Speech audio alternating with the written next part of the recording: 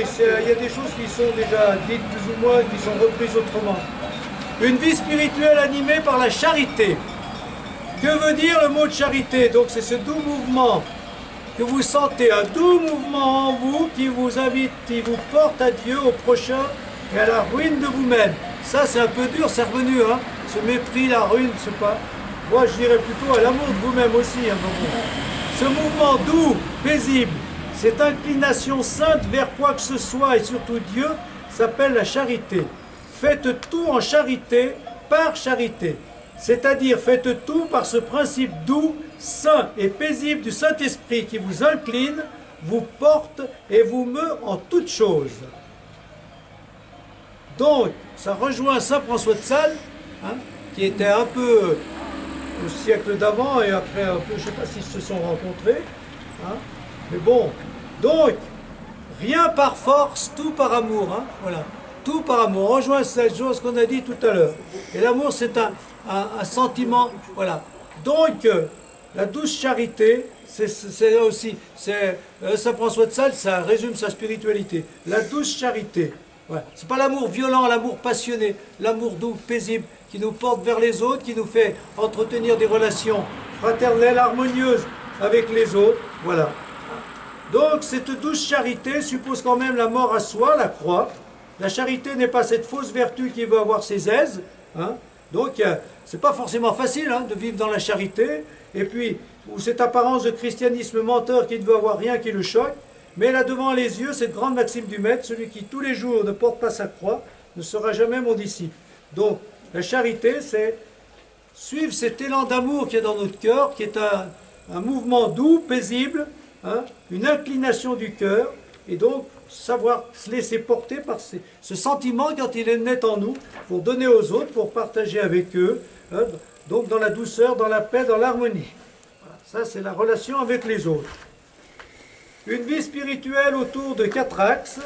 Alors, comme on est déjà bien avancé, je vous propose de prendre derrière exercice spirituel, parce que j'ai résumé ce qu'il a dit là, vous le lirez. C'est en quelque sorte pour lui ce que c'est que l'oraison ou la prière, hein, en gros. Voilà. Voilà ce qu'il vous propose de faire. Ça va reprendre, pour le développer, ce qu'on a dit tout à l'heure, c'est-à-dire se mettre en présence de Dieu pour laisser le Christ nous porter, hein, et nous donner son esprit. Alors, qu'est-ce qu'il faut faire?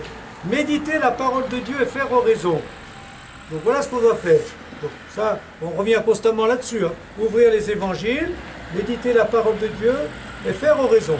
Donc à partir de la parole de Dieu, peu importe le texte, qu'est-ce qu'il faut faire? Contempler le Christ cœur à cœur avec lui. Bon. Dans tous les passages pratiquement, il y a Jésus. Donc je contemple le Christ. Voilà. Il dit voilà, qu'est-ce qu'il a fait, qu'est-ce qu'il a été, qu'est-ce qui s'est passé? Je me mets face au Christ, en pensant que ce Christ de l'évangile, il est en moi. Et que ce qu'il a fait dans l'évangile, il peut le faire en moi. Donc je me mets en présence du Christ, à partir d'un passage de l'évangile, en pensant qu'il est à moi. Et donc, j'accueille Jésus dans les yeux. Donc je regarde, hein, Jésus, qu'est-ce qu'il a fait? Je regarde ce qu'il a fait, ce qu'il dit, ce qu'il propose, ce qu'il donne comme exemple. Je l'accueille dans le cœur, dans le désir. Je goûte ce qu'il fait, vous voyez, son dessein. Hein. Je vois Jésus, par exemple, faire un miracle, ou agir, ou faire ceci, ou cela, mais en même temps je goûte, ah ben c'est bien ce qu'il a fait. Ah ben s'il pouvait me le faire en moi, ça me ferait du bien. Et je me dis, mais même il me le fait en moi, donc je goûte ce qu'il fait. Et puis, je l'accueille dans les mains, en stimulant, en motivant la volonté, la capacité d'agir, l'élan de l'action. Vous voyez donc, bon c'est une manière de faire, hein. Voilà. Les yeux, le cœur et les mains. Je médite à partir d'un texte. J'accueille Jésus dans les yeux. Je regarde ce qu'il a fait, ce qu'il a dit, ce qu'il a proposé. Je goûte, je le mets dans mon cœur. Ah ben ça c'est bien. Et quand je le mets dans mon cœur, ben, il vient plus en moi. Et puis après, je le mets dans les mains. Ben, maintenant, je vais agir. Je vais faire ce qu'il demande de faire. Hein. Par exemple, peu importe, hein, il y a tous les jours, veiller, prier, je crois que c'est le texte d'aujourd'hui, veiller. Après, ben, voilà, donner, partager, prier, pardonner, voilà. Donc, je vois Jésus qui fait ça. Par exemple, qui pardonne sur la croix. Ça, je vois. Je dis, ah ben voilà, qu'il arrive à pardonner ses ennemis, c'est vraiment beaucoup d'amour, je goûte ce qu'il a fait, en me disant, ben, moi si j'y arrivais, etc. Et après, allez, je vais offrir mon pardon. Vous voyez? Pour tout ça comme ça. Hein. Voilà. Je vois Jésus prendre du recul pour aller prier, hein, le soir ou là, dis-moi, ben d'accord. Et puis, ben voilà, il doit être bien, il doit être en présence de son Père. Et ben moi je vais faire pareil, oui, les yeux, le cœur et les mains. Ça va comme ça? Bon. Une vie spirituelle dirigée par le Saint-Esprit. Alors là, c'est long tout ça, vous le lirez, c'est pas compliqué à lire. Il se pose la question du directeur spirituel. Qui est-ce qui peut me dire ça, quelque chose aujourd'hui là-dessus? J'ai déjà abordé une fois l'autre cet été, mais est-ce que ça existe encore pour vous, la direction spirituelle? Ce qu'on appelle la direction spirituelle. Oui, mais c'est difficile de trouver un prêtre qui accueille un accompagnement spirituel. On est de moins en moins nombreux, donc c'est difficile. Je sais qu'il y en a qui vont dans les monastères, Ouais. qui vont, voilà. Ou dans des lieux de pèlerinage. Dans des lieux de pèlerinage. Comment? Des religieuses, oui. Il y a des laïcs qui se forment aussi. Bon, mais je ne sais pas si parmi vous, il y en a beaucoup qui pratiquent ça. Non, un accompagnateur, c'est quelqu'un qu'on va voir une fois par mois, un peu plus, un peu moins, ça dépend, souvent c'est même moins maintenant, hein, où on dit voilà ce que j'ai vécu, voilà où j'en suis. Voilà. Mais actuellement, il y a aussi un accompagnement d'équipe. Voilà. Il y a des équipes où on fait un peu ça. Voilà. Hein, une équipe où on se voit régulièrement pour dire tiens, qu'est-ce que tu as vécu ces temps, voilà. Il y en a qui s'accompagnent eux-mêmes avec un cahier. Hein.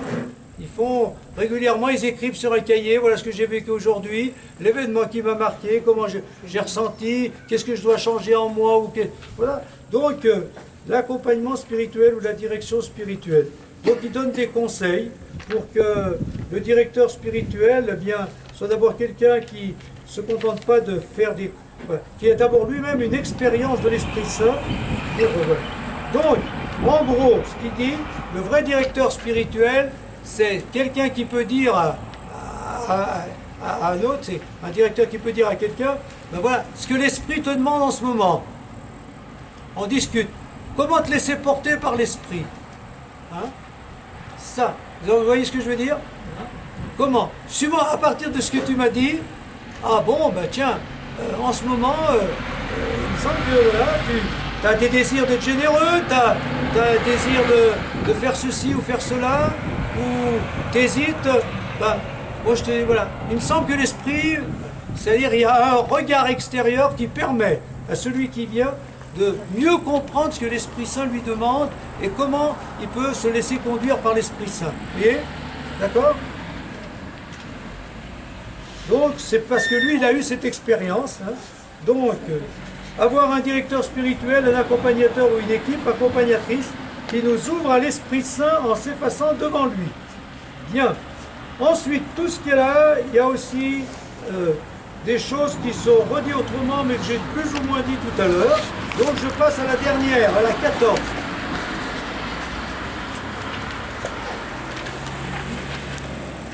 Il y a 14 points parce que moi je m'inspire beaucoup des prier 15 jours avec.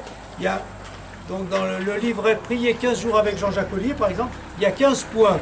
Donc pour ça que des fois il y a des points qui reviennent un petit peu, qui se ressemblent, mais souvent c'est un développement de ce qui a déjà été dit. Donc comme l'essentiel a été dit, je passe dessus, on n'a pas trop de temps. Mais le dernier c'est autre chose. Une vie spirituelle basée sur notre vocation personnelle. Donc le mot vocation, on ne l'a pas trop entendu, sinon au début pour lui. Ollier déplore le manque de vocation ou leur inhabileté. Qu'est-ce qui se passe pour lui? Il n'y a pas assez de vocation de prêtre, hein, donc c'est pour ça qu'il va fonder des séminaires. Et puis les quelques prêtres qu'il y a, ils ne sont pas bien formés. Ils sont inhabiles, pas bien bons. Alors il dit, il faut faire quelque chose. Tout demeure en langueur, les saints prélats voient périr avec douleur devant leurs yeux le fruit qu'ils ne sauraient cueillir tout seuls, et laissant une moisson si belle qu'ils ne veulent embrasser, qu'ils ne peuvent embrasser sans l'assistance et le secours des prêtres qui les secondent, la moisson est abondante et les ouvriers peu nombreux. S'il se trouve parfois des sujets de bonne volonté, ils demeurent inhabiles toute leur vie au service de Dieu et de l'Église. Donc voilà, il n'y a pas beaucoup de vocations, et les quelques vocations, elles ne sont pas formées. Hein. Donc, ils se sont appelés à appeler des prêtres et surtout à les former. Donc, il va s'engager dans la fondation de séminaires. La première chose qu'il leur demande, c'est d'avoir la vocation. Donc, à ceux qui sentent un appel, il leur dit attention. Donc, comme lui l'a vécu, il sait ce que ça veut dire. Il faut que ce soit Dieu qui vous appelle. Ça ne doit pas être un appel à une carrière, une promotion ou simplement à une fonction. Donc la première chose qu'il leur demande, c'est d'avoir la vocation de ne pas chercher la carrière, mais l'appel intérieur de Dieu. Il faut entrer par la porte de la vocation. Cela suppose une purification des motivations. La deuxième chose qu'il demande aux futurs prêtres, c'est de devenir de bons et de vrais chrétiens sensibles à l'action intérieure de l'Esprit Saint de se convertir. Vous voyez qu'il reprend ça comme il l'a vécu. Voilà. Si vous voulez être des prêtres, il faut d'abord être des chrétiens. Et donc, vous laissez transformer par l'Esprit Saint. Il faut vous convertir. Voilà. Bien. Troisième chose, il leur demande d'être des hommes d'oraison, imprégnés de la parole et vivant de l'Eucharistie, d'être de grands spirituels. Voilà. Donc, le prêtre, c'est pas d'abord un homme qui célèbre les sacrements ou qui dirige une paroisse, qui a des... voilà. C'est d'abord un homme spirituel. Et pour qu'il soit un homme spirituel, il faut qu'il prie, qu'il se nourrisse de l'Eucharistie, qu'il se laisse transformer intérieur par l'Esprit Saint. Voilà. Et puis, c'est qu'avec ça, s'il a vraiment la vocation, s'il est formé, s'il est vraiment spirituel, il peut se consacrer aux autres, et donc à tous ceux qui lui sont confiés. Et il faut qu'il se consacre à tout le monde, et pas à quelques-uns, les plus riches par exemple. Voilà. Les plus riches, soit matériellement, soit moralement. Ça, c'est intéressant. Les plus riches matériellement parce qu'ils donnent à la quête, mais les plus riches moralement parce qu'on a l'impression qu'avec eux, ce qu'on fait, ça porte des fruits. Mais nous, il faut qu'on s'intéresse aussi aux chrétiens qui traînent, aux chrétiens qui sont un peu lourds, aux chrétiens ou même aux non-chrétiens. Il faut être le pasteur de tous ceux qui jouent le jeu comme de ceux qui ne jouent pas le jeu. Donc ça, c'est des bonnes choses à rappeler. On s'occupe de tout le monde et de ceux qui nous donnent des satisfactions comme de ceux qui ne nous en donnent pas. Enfin, il leur demande d'avoir un esprit apostolique sans limite. Il faut donc que les prêtres imitent notre Seigneur et entrent dans les dispositions de son esprit au temps de sa résurrection et qu'ils prient Dieu, comme lui, pour la conversion du monde. Donc, voilà. C'est avoir une vision générale, universelle. Vous voyez les qualités, ça va comme ça, c'est pas trop compliqué, mais ensuite, eh bien, qu'est-ce qu'il dit? Eh bien voilà, ça c'est vous et nous. Au lieu donc des prêtres qu'ils aient la vocation, qu'ils soient convertis, vraiment chrétiens, des prêtres spirituels, pasteurs de tous, missionnaires et apôtres du monde entier, et enfin, des serviteurs du sacerdoce commun des fidèles. Ça, c'est le Concile Vatican II, c'est déjà là. Tout fidèle en Jésus-Christ est prêtre, prophète et roi, on pourrait dire. Mais enfin, tout fidèle en Jésus-Christ est prêtre. Fidèle en Jésus-Christ, vous êtes roi et prêtre, votre sacerdoce sera éternel comme celui de Jésus-Christ. C'est-à-dire que ce qu'il demande aux prêtres, là, eh bien, il le demande à tout le monde. Donc, chacun doit se dire, quelle est ma vocation? À quoi Dieu m'appelle? Et une vocation, c'est toujours avec des ricochets. On a une vocation à 20 ans, à 30 ans, elle est un peu haute, à 40 ans, 60 ans. Donc la vocation, c'est l'appel du Seigneur. Il y a l'appel fondateur à un moment donné de notre vie, on a construit notre vie, mais il nous appelle toujours en fonction de ce qu'on a vécu. Donc quelle est ma vocation actuelle? En lien avec ma vocation de toujours. Et puis, est-ce que je suis vraiment chrétien? Donc, est-ce que je me laisse transformer par l'Esprit Saint, comme on l'a dit tout au long de cet après-midi? Et ensuite, pour nourrir cette vie chrétienne, eh bien, est-ce que je pratique l'oraison, face à face avec le Christ, pour que, voilà, je le contemple avec mes yeux, mon cœur, mes mains, pour que petit à petit, ce ne soit plus moi qui vive, mais ce soit lui qui vive en moi. Donc je me laisse conduire par lui et par l'action de son Esprit Saint. Et enfin, j'essaye d'être apôtre, de témoigner, de répandre ce bonheur d'être chrétien, d'être le visage d'un chrétien heureux, de dire que la foi, c'est important et qu'avec Dieu, la vie est haute. Donc j'essaye de rayonner tout ça. Voilà. Ça va comme ça? Oui. Alors, vos réactions. Est-ce que ça a été trop dur? Non, c'était très bien. C'était trop dur? Un peu? Mais donc, c'est une spiritualité. Ceux qui étaient là pour Michel Coisse, vous voyez que c'est un grand écart, hein, mais tout est valable. Et que la vie spirituelle, il faut toujours la situer aussi dans une époque. Il y a des époques où on est plus sensible à ça, ou là, la grandeur de Dieu, la pauvreté humaine, voilà. Bon. Mais ce qui est très actuel, vous l'avez vu, c'est ce vide intérieur pour prendre conscience de la présence de Dieu, cet abandon, se lâcher prise, se laisser transformer par l'Esprit Saint, et puis se laisser conduire là où il veut, et même par les temps qui courent, où c'est de plus en plus difficile de savoir où on va, mais le Christ est avec nous. 2 ou 3 réactions pour terminer.